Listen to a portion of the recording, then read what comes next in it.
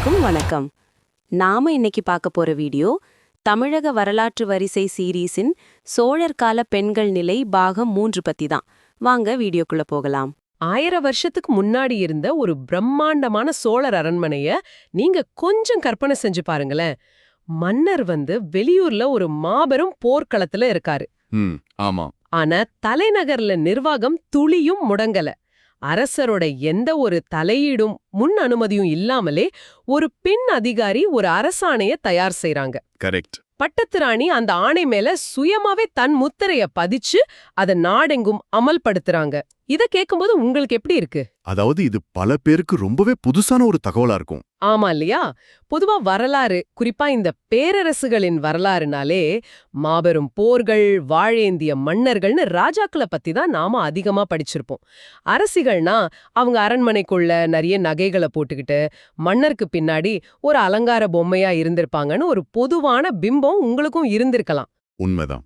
ஒரு வாரிசுகளை உருவாக்குற கருவியா மட்டும்தான் பெண்கள் பார்க்கப்பட்டாங்கங்கிற அந்த பிம்பத்தை உடைக்கத்தான் இன்னைக்கு நாம இந்த ஆழமான உரையாடலை ஆரம்பிச்சிருக்கோம். எக்ஸாக்ட்லி. இன்னைக்கு நாம அலச போற வரலாற்று தரவுகள் சோழர் காலத்து அரசகுல பெண்களோட உண்மையான அதிகாரமிக்க, சில சமயம் மிகவும் கொடூரமான பக்கங்களை ஆழமா காட்டப் போகுது. மிக சரியான தொடக்கம். இன்னைக்கு நாம எடுத்துக்கிட்ட வரலாற்று பதிவுகள், கல்வெட்டுகள், சிற்பங்கள் இது எல்லாத்தையும் ஒன்னா இணைச்சு பார்க்கறப்போ ஒரு பெரிய உண்மை வெளிப்படுது. சோழ பேரரசோட பெண்கள் ஒருபோதும் வெறும் பார்வையாளர்களை மட்டும் இல்ல, அவங்க நேரடியா நிர்வாகத்துல இறங்கி இருக்காங்க தானே. கண்டிப்பா. அவங்க எப்படி அதிகாரத்தோட உச்சத்திலையும் பொருளாதார நிர்வாகத்திலையும் ஏன் போரியல் உளவியல்ல கூட தங்களோட ஆதிக்கத்தை செலுத்தினாங்கிற மறைக்கப்பட்ட தந்திரங்களை வெளிச்சத்துக்கு கொண்டு வரதுதான் இந்த உரையாடலோட முக்கிய நோக்கமே. அவங்க வெறுமனே சிம்மாசனத்தை பக்கத்துல நிக்கல, அந்த சிம்மாசனத்தையே சுழல வச்சிருக்காங்க. அட, உண்மையிலேயே இந்த ஆதாரங்களை படிக்கும்போது எனக்குள்ள ஒரு பெரிய ஆச்சரியம் உருவாச்சு. சோழ பேரரசோட பிற்பகுதியில பட்டத்து ராணிகள் தங்கள மன்னருக்கு நிகரான அந்தஸ்துல வச்சுக்கிட்டாங்கங்கிறது ரொம்ப தெளிவா தெரியுது. ஆமா, அவங்க சிம்மாசனத்தை அரசர் கூட பகிர்ந்துகிட்டது சாதாரண விஷயமே கிடையாது. அவங்களுக்கு கொடுக்கப்பட்ட பட்டங்களை பாருங்களேன். அந்த உலக முழுதுடையாள் அப்படிங்கிற பட்டம் தானே. கரெக்ட். உலக முழுதுடையாள், அவனில முழுதுடையன். அதாவது இந்த ஒட்டுமொத்த உலகத்தையும் நிலப்பரப்பையும் ஆள்ற முழு உரிமை கொண்டவள்னு அர்த்தம். இது வெறும் பேருக்கு ஒரு கௌரவத்துக்காக மட்டும் கொடுக்கப்படல. ஓ, அப்போ நிர்வாகத்திலயும் அவங்க நேரடியாகவே தலையிட்டு இருக்காங்களா? அது மட்டும் இல்ல, தமக்கென தனி சொத்துக்களை அவங்க நிர்வகிச்சாங்க. தங்களுக்கென தனி படைகள், ஆண் மற்றும் பெண் அதிகாரிகள் கொண்ட ஒரு தனி அரசாங்கத்தையும் ஒரு பேரலல் கவர்மெண்ட்னு சொல்லலாம். அத அவங்க அரண்மனைக்குள்ள நடத்திட்டு இருக்காங்க. இது கேட்கவே ரொம்ப ஆச்சரியமா இருக்கு. ஒரு மன்னனோட தலையீடு இல்லாம சுயமாக ஆணைகளை பிறப்பிக்கிற முழு உரிமை அந்த அரசகுல பெண்களுக்கு இருந்திருக்கு. கல்வெட்டுகள்ல தனியாணை, உடனாணைங்கிற வார்த்தைகளை பயன்படுத்தியிருக்காங்க. ஒரு ராணியால எந்த அனுமதியும் இல்லாம தனியாவும் ஆணை பிறப்பிக்க முடியும், அரசன் கூட சேர்ந்தும் ஆணை பிறப்பிக்க முடியும். சரி, இத நாம கொஞ்சம் விரிவாகவே பார்ப்போம். இது பாக்குறதுக்கு ஒரு மாடர்ன் கார்ப்பரேட் கம்பெனியோட ஸ்ட்ரக்சர் மாதிரி உங்களுக்கு தோணல? எப்படி சொல்றீங்க? அதாவது ஒரு மிகப்பெரிய கார்ப்பரேட் நிறுவனத்துல எப்படி சிஇஓ மற்றும் சிஓஓ 2 பேரும் இணைந்து அதிகாரத்தை பகிர்ந்துக்குவாங்களோ அப்படிதான் இது இருக்கு. 2 உச்சபட்ச தலைவர்கள் தங்களுக்குள்ள துறைகளை பிரிச்சுக்கிட்டு முரண்படாம அதே சமயம் ஒட்டுமொத்த வளர்ச்சிக்காக இணைந்து செயல்படுறாங்க இல்லையா? அப்படிதான் சோழ மன்னனும் அவனோட பட்டத்திராணியும் அதிகாரத்தை பகிர்ந்திருக்காங்கன்னு தோணுது. நீங்க சொல்ற இந்த கார்ப்பரேட் ஒப்பீடு ரொம்பவே பொருத்தமானது. ஆனா இங்க ரொம்ப ஆச்சரியப்பட வைக்கிற விஷயம் என்னன்னா, அவங்க இந்த அதிகாரத்தை ஒரு சலுகையாகவோ ஆடம்பரமாகவோ பார்க்கல. ஓஹோ, பின்ன எப்படி பார்த்தாங்க? 2ஆம் ராஜராஜனோட மெய்கீர்த்தியை நம்ம கொஞ்சம் கூர்ந்து கவனிக்கணும். இந்த மெய்கீர்த்திங்கிறது மன்னர்களோட வெற்றிகள், சாதனைகளை கல்வெட்டுல பொறிக்கிற ஒரு அதிகாரப்பூர்வ முன்னுரை. அதுல ராணியோட அதிகாரத்தை குறிக்க கடனாகவே அப்படின்னு ஒரு சொல் வருது. கடனாகவே அப்படின்னா என்ன அர்த்தம்? அது வெறும் உரிமைய, அதாவது ரைட்ஸை மட்டும் குறிக்காம அந்த உரிமையால அவங்களுக்கு வர கடமையையும் சேர்த்து குறிக்குது. அதிகார அரியணையில உட்கார்றது என்னோட உரிமை, அதே சமயம் மக்களுக்கும் அரசுக்கும் சேவை செய்யறது என்னோட பொறுப்புங்கிற ஆழமான அரசியல் புரிதல் அவங்களுக்கு இருந்திருக்கு. அப்படியா? இந்த கடமைங்கிற பொறுப்புணர்ச்சி அரசகுல பெண்களோட மட்டும் நின்னுடல அப்படிங்கறதும் தரவுகள்ல ரொம்ப தெளிவா தெரியுது. சோழர் காலத்துல நிர்வாக பணிகள்ல சாதாரண பெண்களும் அதிகாரிகளா நியமிக்கப்பட்டிருக்காங்க இல்லையா? ஆமா, அதிகாரிச்சி அப்படிங்கிற பெண் அதிகாரிகள் சோழர் காலத்துல முதன்முதலா பணியமர்த்தப்பட்ட வரலாற்றை கல்வெட்டுகள் உறுதி செய்யுது. அந்த சோமன் அமித்ரவல்லி அப்புறம் அதிகாரிச்சி எருடன் குஞ்சரமல்லி இந்த பேர்கள் கல்வெட்டுகள்ல இருக்குன்னு படிச்சேன். இத கேட்கும்போது நீங்களே கொஞ்சம் யோசிச்சு பாருங்க. ஒரு பெண் அதிகாரியா, அதாவது அதிகாரிச்சியா மாறணும்னா அது என்ன ஒரே நாள்ல நடந்திருக்க முடியுமா? கண்டிப்பா முடியாது. அதுக்கென்று ஒரு தனி கல்வி முறை, ஃபைனான்ஷியல் மேனேஜ்மெண்ட் ட்ரெய்னிங், ஒரு சோஷியல் அக்செப்டன்ஸ்னு ஒரு முழுமையான கட்டமைப்பு அந்த 1000 வருஷத்துக்கு முன்னாடியே இருந்திருக்கணும்ல. மிக சரியான பார்வை. ஒரு பெண் அதிகாரியா ஆவணங்கள்ல கையெழுத்து போடுறாங்கன்னா அவங்க வரி வசூல் பண்றது, நில அளவை செய்யறது, இல்ல நீதி வழங்குறது போன்ற சிக்கலான அரச காரியங்கள்ல ரொம்பவே எக்ஸ்பர்ட்டா இருந்திருக்கணும். இது சோழ சமூகத்தோட ஒரு முற்போக்கான பக்கத்தை காட்டுது.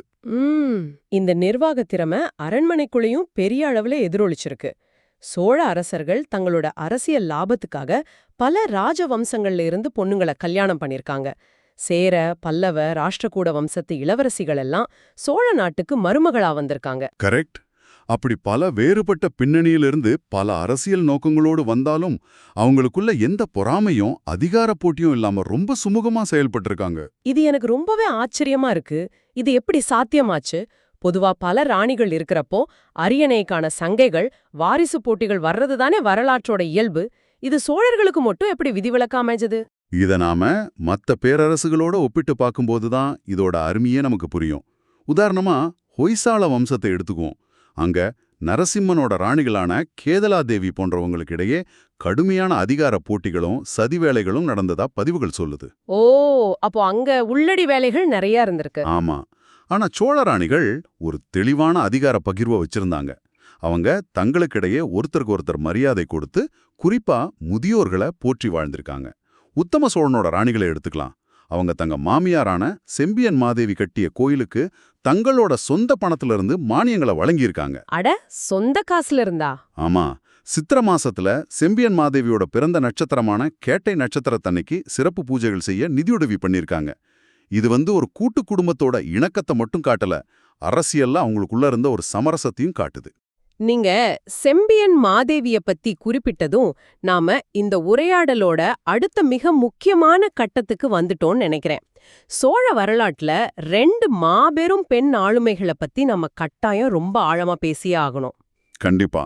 முதலாவது உத்தம சோழனோட தாயாரான செம்பியன் மாதேவி. 2வது ராஜராஜ சோழனோட சகோதரியான குந்தவை.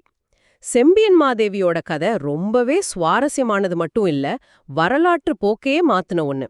தான் கணவன் கண்டராதித்த சோழன் இறந்தப்போ அவங்களால சதி அப்படிங்கிற உடன்கட்டை ஏறும் வழக்கத்தை பின்பற்ற முடியல.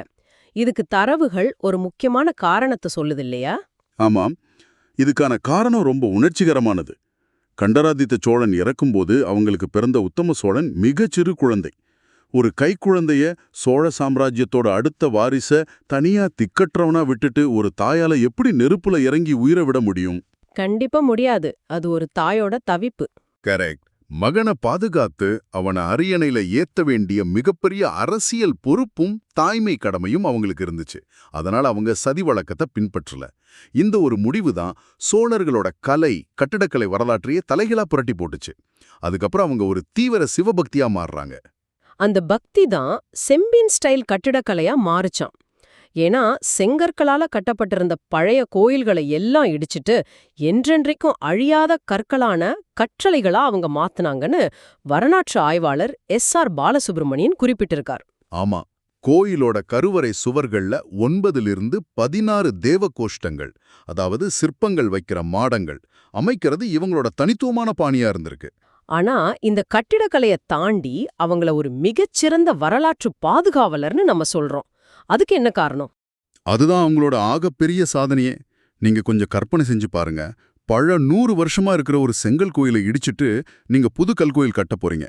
பழைய சுவர்கள்ல உங்க முன்னோர்கள் எழுதி வச்ச ஏராளமான கல்வெட்டுகள், ஆவணங்கள் இருக்கு. அதையெல்லாம் இடிச்சு அழிஞ்சிடுமே. ஆஹா, அதுதான் விஷயமே. செம்பியன் மாதேவி என்ன செஞ்சாங்க தெரியுமா? பழைய கோயிலை இடிக்கிறதுக்கு முன்னாடியே அதுல பொறிக்கப்பட்டிருந்த கல்வெட்டுகளை எல்லாம் ரொம்ப கவனமா படியெடுத்து அழிஞ்சு போக விடாம பத்திரப்படுத்தி வச்சாங்க. புது கோயில் கட்டி முடிச்ச பிறகு அந்த பழைய கல்வெட்டு வாசகங்களை மீண்டும் அந்த புது சுவர்கள்ல எந்த பிழையும் இல்லாம பொறிக்க செஞ்சிருக்காங்க. வாவ், எப்பேற்பட்ட தொலைநோக்கு பார்வை இது! மாடர்ன் டெக்னாலஜி இல்லாத அந்த காலத்துல வரலாற்ற அடுத்த தலைமுறைக்கு கடத்தணுங்கிற இந்த ஆவணப்படுத்துற முலைதான் இன்னைக்கு நாம சோழர்கள பத்தி இவ்ளோ தெரிஞ்சுக்க காரணம். ஆஹா, ஒரு தனி ஒரு பேரரசோட கட்டிடக்கலையும் வரலாற்று ஆவணப்படுத்தலையும் தான் தோள்கள்ல சுமந்திருக்காங்க. இது மட்டும் இல்லாம வெண்கல சிற்பக்கலை சோழர் காலத்துல உலகத்தரம் வாய்ந்ததா மாறினதுக்கும் இவங்களோட சொந்த நிதியுதவியும் தொடர் ஆதரவும் தான் முக்கிய காரணம்னு ஆதாரங்கள் காட்டுது. ரொம்ப பிரம்மாண்டமா இருக்கு. சரி, அடுத்ததா நம்ம குந்தவைக்கு வருவோம். ராஜராஜ சோழனுங்கிற ஒரு மாபெரும் சக்கரவர்த்தியோட அக்கா வந்தியத்தேவனை கல்யாணம் செஞ்ச பிறகும் தேசப்பற்று காரணமா தன் கணவன் நாட்டுக்கு போகாம சோழ அரண்மனையிலேயே தங்கிடுறாங்க. ஆமா, அவங்க தஞ்சாவூர்ல ஆதரசாலை அப்படிங்கிற ஒரு மாபெரும் மருத்துவமனையை கட்டியிருக்காங்க. அதுக்காக மருத்துவர்களுக்கும் அறுவை சிகிச்சை நிபுணர்களுக்கும் மானியம் வழங்கியிருக்காங்க. நடன கலையிலையும் சிறந்து விளங்கியிருக்காங்க. ஆனா இங்க நான் ஒரு வலுவான கேள்வியை முன்வைக்க விரும்புறேன். இத கேட்டுட்டு இருக்கிற நீங்களும் கொஞ்சம் சிந்திச்சு பாருங்க. இந்த கோயில் கட்டுறது, ஆஸ்பத்திரி கட்டுறது, கலைகளை வளர்க்கறது, அதுக்காக தங்களோட சொந்த காசை வாரி கொடுக்கறதெல்லாம் வெறும் தர்ம காரியங்கள், தொண்டு மட்டும்தானா? நீங்க வேற எதையோ குறிப்பால உணர்த்துறீங்கன்னு நினைக்கிறேன். ஆமா, அதாவது இத ஒரு வகையான அரசியல் தந்திரமா, ஒரு நவீன கால சாஃப்ட் பவர் அரசியலா நாம பார்க்கலாமாங்கிறது தான் என் கேள்வி. மக்கள் கிட்ட தங்களோட நன்மதிப்பை உயர்த்துவதற்கும் அதன் மூலமா மன்னனோட அதிகாரத்தை எந்த எதிர்ப்பும் இல்லாம நிலைநிறுத்துவதற்கும் அவங்க பயன்படுத்தின ஒரு பக்காவான அரசியல் கருவியா இது இருக்காதா? நீங்க கேக்குறது மிக துல்லியமான ஒரு அனாலிசிஸ். இத ஒரு பெரிய அரசியல் கண்ணோட்டத்துல பார்த்தோம்னா இது 100க்கு 100 ஒரு மிகச்சிறந்த பப்ளிக் ரிலேஷன்ஸ் அல்லது பிஆர் பில்டிங் ஸ்ட்ராட்டஜிங்கிறது நமக்கு புரியும். ஓ, அப்படியா? ஆமா, செம்பியன் மாதேவி மேல மக்கள் எந்த அளவுக்கு அன்பு வச்சிருந்தாங்கன்னா பல ஊர்களுக்கும் வாய்க்கால்களுக்கும் உங்க பேரை வச்சாங்க. செம்பியன் மாதேவி சதுர்வேதி மங்கலம், செம்பியன் மாதேவி பேரேரின்னு பல ஊர்கள் உருவாச்சு. இது எப்படி வேலை செய்யுதுன்னா, ஒரு ஊருக்கு அரசகுல பெண்ணோட பேர் இருக்கும்போது அங்க இருக்கிற ஒவ்வொரு குடிமகனும் அந்த அரச குடும்பத்தோட தீவிர விசுவாசியா மாறிடுறான். கரெக்ட். அப்போ அரசிக்கு எதிரான எந்த ஒரு கலகமும் முளையிலேயே கிள்ளி எறியப்படும். எக்ஸாக்ட்லி. இந்த மக்கள் செல்வாக்கு ஆளும் அரசனுக்கு மிகப்பெரிய அரசியல் மற்றும் இராணுவ பலத்தை கொடுத்துச்சு. குந்தவை கட்டின ஆஸ்பத்திரியும் இதே போலதான். மக்களோட அடிப்படை ஆரோக்கியத்தை பார்த்துக்கிற அரச குடும்பத்தை மக்கள் தெய்வமா போற்றுவாங்க. இது தர்மம்ங்கிற போர்வையில செய்யப்பட்ட மிக நேர்த்தியான அரசியல் தந்திரம். அந்த தந்திரம் மத நல்லிணக்கத்திலையும் எதிரொலிச்சிருக்கு இல்லையா? ராஜராஜ சோழன் எல்லா மதங்களையும் சமமா பாவிச்சாருன்னு நாம பெருமையா பேசுறோம். நாகப்பட்டினத்துல சூடாமணி விகாரிக்கு அவர் சப்போர்ட் பண்ணாரு. ஆனா இந்த மத நல்லிணக்க கொள்கை அவருக்கு எங்கிருந்து வந்துச்சுங்கிற தரவை பார்க்கும்போது ரொம்பவே ஆச்சரியமா இருக்கு. ஆமா, இது குந்தவை மற்றும் செம்பியன் மாதேவியோட தாக்கத்தால உருவானதுதான். குந்தவை தாதாபுரத்துல 3 கோயில்களை கட்டினாங்க. ஒன்னு சிவனுக்கு, ஒன்னு விஷ்ணுவுக்கு, மற்றொன்று ஜினனுக்கு, அதாவது சமண மதத்துக்கு. அப்போ இப்படிப்பட்ட முற்போக்கான பெண்களோட வழிகாட்டுதல் மூலமாதான் சோழ பேரரசோட கொள்கைகளே வடிவமைக்கப்பட்டிருக்கு. கரெக்ட். ராஜராஜன் கட்டிய தஞ்சை பெரிய கோயிலோட கல்வெட்டுகளை பார்த்தா இது இன்னும் தெளிவா புரியும். ஒரு மாபெரும் பேரரசன் தான் கட்டிய கோயில்ல முதல்ல தான் அக்கா குந்தவை கொடுத்த கொடையலை பொறிச்சிட்டு அதுக்கப்புறம் தான் கொடுத்த கொடைகளையே பொறிச்சிருக்காரு. ஆனா இது ரொம்ப பெரிய விஷயமாச்சே. ஆமா, அப்படின்னா அவங்க அரசர்கள் மேல செலுத்திய உளவியல் ஆதிக்கம் எப்பேற்பட்டதுன்னு நம்ம புரிஞ்சுக்கலாம். அவங்க வெறும் வழிகாட்டிகள் இல்ல, சோழ சாம்ராஜ்யத்தோட தார்மீக திசைகாட்டிகளா இருந்திருக்காங்க. சரி, நாம இதுவரைக்கும் சோழ அரசகுல பெண்களோட பெருமைகளையும் அவங்களோட அறிவாற்றலையும் அவங்க சாஃப்ட் பவரை எப்படி யூஸ் பண்ணாங்கங்கிறதையும் விரிவா பார்த்தோம். ஆனா வரலாறு எப்போதுமே இரு பக்கமும் கூர்மையான கத்தி போலதானே? கண்டிப்பா. ஒரு பக்கம் தங்களோட நாட்டு பெண்கள் இவ்ளோ மரியாதையாகவும் கண்ணியமாகவும் நடத்தப்பட்ட அதே காலகட்டத்துல சோழர்கள் எதிரி நாட்டு பெண்களை எப்படி நடத்துனாங்க அப்படிங்கிற ஒரு இருண்ட வரலாற்று பக்கத்தை நோக்கி நம்ம இப்ப நகர வேண்டியிருக்கு. இந்த தரவுகளை படிக்கும்போது எந்த ஒரு மனிதனுக்கும் நெஞ்ச பிசைற அளவுக்கு அதிர்ச்சியா இருக்கும். ஆமாங்க, வரலாற்றோட உண்மையான முகத்தை நாம எந்த ஒரு சார்பும் இல்லாம உள்ளத உள்ளபடியே பார்க்கணும். சோழர்கள் போர்ல வென்ற பிறகு தோற்கடிக்கப்பட்ட எதிரி மன்னர்களோட ராணிகளையும் அரசகுல பெண்களையும் சிறைப்பிடிச்சு கொண்டு வந்து சோழ நாட்டுல வேளம் அப்படிங்கிற ஒரு தனி இடத்துல அடைச்சாங்க. வேளம்னா? கலிங்கத்து பரணியிலையும் மற்ற கல்வெட்டுகள்லையும் இந்த வேளம் பத்தின குறிப்புகள் நிறையவே இருக்கு. உதாரணமா 3ஆம் குலோத்துங்கனோட துருக்கடியூர் கல்வெட்டு போர்ல தோத்த வீரபாண்டியனோட பெண்கள் தந்த வேளத்துல புகுந்தாங்கன்னு எவ்வித உறுத்தலும் இல்லாம ஒரு வெற்றியா கொண்டாடுது. இந்த இடத்துல நாம ஒரு விஷயத்த தெளிவா புரிஞ்சுக்கணும். எதிரி நாட்டு பெண்களை கொண்டு வந்து வேளத்துல அடைச்சாங்கன்னு சொன்னதும் அத இஸ்லாமிய சுல்தான்களோட ஹரேம் மாதிரி ஒரு அந்தப்புற கேளிக்கைக்காகன்னு நம்ம தப்பா புரிஞ்சுக்க கூடாது இல்லையா? கரெக்ட், அப்படி புரிஞ்சுக்க கூடாது. ஏன்னா அக்கால தமிழ் மரபுல பிறன்மனை நோக்காத பண்பு இருந்துச்சு. அப்படின்னா அப்புறம் ஏன் இந்த பெண்களை சிறைப்பிச்சு வந்தாங்க? இது வெறும் சிறைப்பிடித்தல் மட்டும் இல்ல, இத தாண்டி மிக கொடூரமான உடல் ரீதியான வன்முறைகளும் அரங்கேறி இருக்கு. கல்யாணி சாளுக்கிய மன்னன் சத்யஸ்ரேயனோட கல்வெட்டு ஒண்ணு ராஜேந்திர சோழன் தங்கள் நாட்டை சுரையாடி பெண்கள் குழந்தைங்கள்னு யாரையும் விட்டு வைக்காம கொன்னான்னு குற்றம் சாட்டுது. ஆமா, இளம் பெண்களை கைப்பற்றி அவங்களோட சாதியை அழிச்சானோ அந்த கல்வெட்டு சொல்லுது. அது மட்டும் இல்ல, முடக்காறு போர்ல வீரராஜேந்திரன் எதிரி படை தளபதியான சாமுண்டராஜனோட மகளும் இருகையனோட மனைவியுமான நாகையோட மூக்க அறுத்ததான் வரலாற்று பதிவுகள் இருக்கு. மூக்கா இருக்கிறதா? என்ன கொடுமை இது! சரி, இது எதிரிகளுக்கு மட்டும்தான் நடந்துச்சானா? அதுதான் இல்ல. செங்கம் கல்வெட்டுன்னு ஒரு ஆவணம் இருக்கு. ஆமா, அந்த செங்கம் கல்வெட்டு ரொம்பவே ஒரு கொடூரமான பதிவு வச்சிருக்கு. சொந்த நாட்டிலேயே சோழ மன்னனுக்கு துரோகம் பண்ணிட்டு எதிரியோட சேர்ந்துகிட்ட அடையூர் நாடாழ்வான் மற்றும் அவனோட சகோதரர்களுக்கு என்ன தண்டனைன்னு தெரியுமா? என்ன தண்டனை? அந்த துரோகிகளோட குடும்பத்து பெண்களோட மூக்கு மற்றும் மார்பகங்களை அறுத்திருக்காங்க. இவர்கள் பெண்களை மூக்கும் முளையும் அறுத்துவிட கடவோமாகவும்னு அந்த கல்வெட்டு எந்த இரக்கமும் இல்லாம சொல்லுது. இது கேட்கும்போதே ரொம்ப கொடூரமா இருக்கு. இது நாம எப்படி புரிஞ்சுக்கிறது? ஒரு புறம் தங்கள் வீட்டு பெண்களை தெய்வமா போற்றுனவங்க, தங்கள் ராணிகளோட பேர்கள்ல ஊர்களை உருவாக்குனவங்க, மறுபுறம் எதிரி நாட்டு பெண்களை மட்டும் இவ்வளவு கொடூரமா நடத்தினதை எப்படி எடுத்துக்கிறது? இது மனித மனத்தோட எந்த வகையான வெளிப்பாடு? இது ஒரு மிக முக்கியமான உளவியல் கேள்வியை எழுப்புது.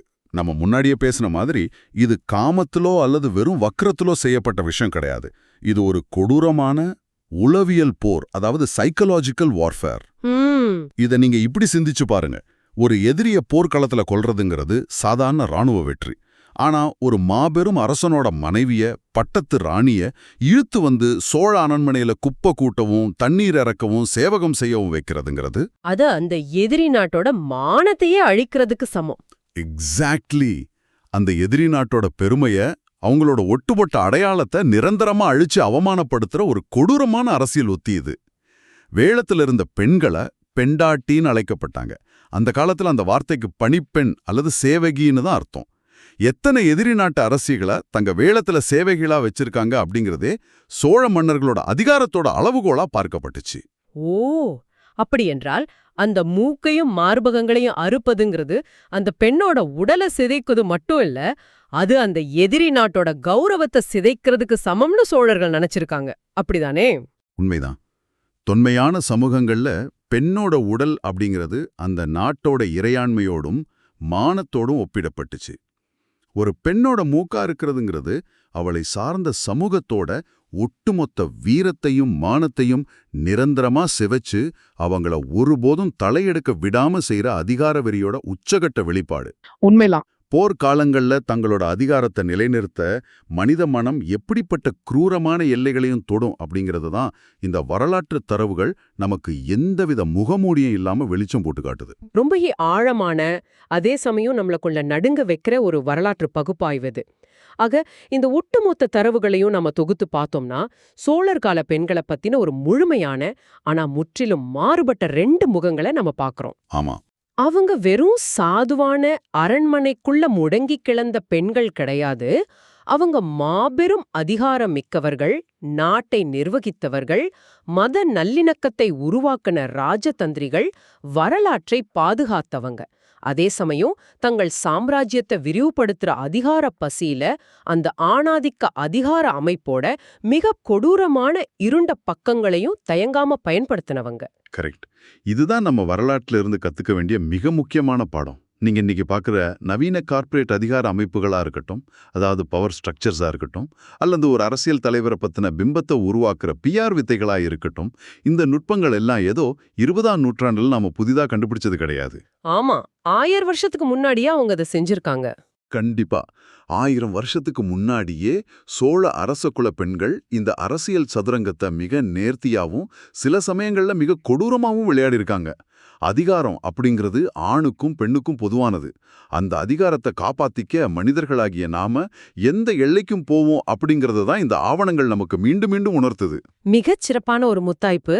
இந்த ஆழமான உரையாடலை முடிக்கிறதுக்கு முன்னாடி இத கேட்டுட்டு இருக்கிற உங்களுக்கு ஒரு சிறிய ஆனா வலுவான சிந்தனையை விட்டு செல்ல விரும்புறேன். நாம இன்னைக்கு உரையாடலோட நடுவுல செம்பியன் மாதேவிய பத்தி பேசணும். அவங்க தன் கணவன் இறந்தப்போ தன் கைக்குழந்தைய காப்பாத்தணுங்கிறதுக்காக சதி செஞ்சு உடன்கட்டை ஏற முடியாத ஒரு சூழ்நிலை உருவாச்சுன்னு பார்த்தோம். ம். அவங்க அப்படி உடன்கட்டை ஏறாம உயிர் பிழைச்சதால தான் சோழர்களோட கோயில் கட்டிடக்கலையும் செப்பு திருமேனிகளோட வரலாறும் ஆயிரக்கணக்கான கல்வெட்டு ஆவணங்களோ பாதுகாக்கப்பட்டுச்சு. ஒரு மாபெரும் கலாச்சார மறுமலர்ச்சியே உருவாச்சுன்னு ஆதாரங்கள் ரொம்ப ஆணித்தரமா சொல்லுது. ஆமா.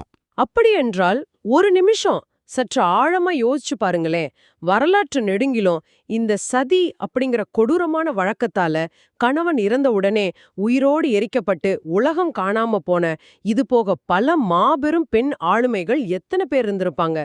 செம்பியன் மாதேவிய போல அவங்க மட்டும் உயிரோட இருந்திருந்தா இந்த உலகுக்கு அவங்க சாதித்து கொடுக்க காத்திருந்த சாதனைகள் எத்தனை இருந்திருக்கும். அந்த எரியும் நெருப்புல நாம இழந்த வரலாற்று சுவடுகள் எவ்வளவு. கொஞ்சம் சிந்திச்சு பாருங்க. மீண்டும் ஒரு சுவாரஸ்யமான ஆழமான தேடலோட உங்களை அடுத்த முறை சந்திக்கிறோம். தொடர்ந்து இணைந்திருங்கள்.